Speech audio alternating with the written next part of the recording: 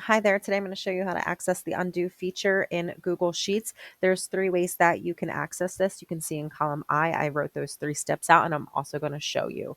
So the first way that we can access this is I'm going to just enter in some data and say that I decide I need to go back to the original version. This is what I'm going to use the undo feature for. So we'll go up to the main menu, we'll go to edit, and then you'll see that there's this little icon and the first option says undo. And now you can see that my text that was hey went back to hi.